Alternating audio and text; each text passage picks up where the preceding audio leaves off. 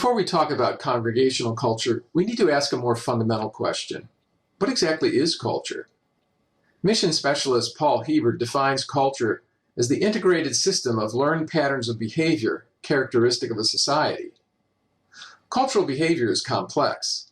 It is an integrated system with layers that build upon other layers. Cultural behavior is also learned. It's not natural behavior. Although it feels natural because of its familiarity, in reality, culture is something we must acquire. We're not born with culture. It's something that we learn from childhood, and it must be passed on from one generation to the next. Sociologist Peter Berger's definition describes culture as the totality of man's products.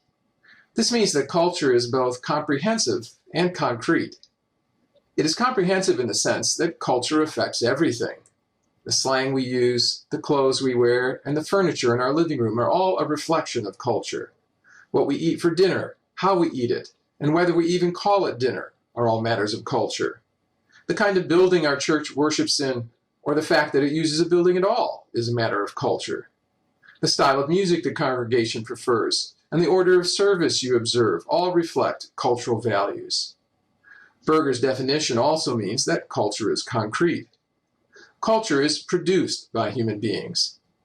One place to begin analyzing a culture is to look at the objects around us and ask what they tell us about the beliefs and values of those who made them. This all-encompassing nature makes culture easy to miss. When it comes to our own context, we don't think of culture as culture. It's simply the way things are done. What the sociologist calls culture is just the way we do things. It's what is normative. We notice it only when someone doesn't follow the rules.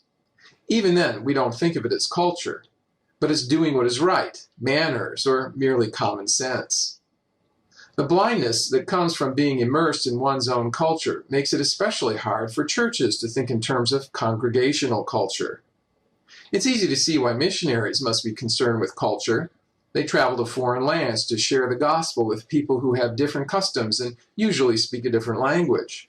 It only makes sense that they would need to be concerned with culture. We, on the other hand, attend church with people we know. For the most part, the people we attend church with probably look like us, speak the same language, and live in the same general region. We don't think of what we do as culture. It's just the way things are supposed to be done. What is the function of culture? Is it merely the window dressing of society, or does it have a practical purpose? This question is itself a reflection of my own American culture, which tends to measure the value of things in terms of their practical benefit. In their book, Ministering Cross-Culturally, an Incarnational Model for Personal Relationships, Sherwood Lingenfelter and Marvin K. Mayers list three primary functions for culture. First and foremost, culture is the roadmap that we use to guide our behavior. Every moment of the day, we find ourselves in many contexts where a variety of responses are expected from us. In the office, on the internet, riding on the expressway, or standing in the line at the grocery store all require some measure of situation-specific etiquette. The norms of culture guide our responses. In this way, culture becomes the force that we use to order our lives. It is the mold that shapes our actions.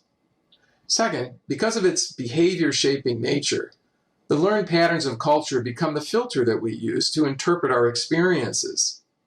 Just as we constantly find ourselves in a variety of contexts that require different kinds of responses, we are also subjected to a ceaseless barrage of cultural signals which others assume that we will interpret correctly. We might think of these cultural cues as road signs on the path of life that guide the daily traffic of human behavior. When the culture is a familiar one, we read the signals without effort and respond without thinking. When we find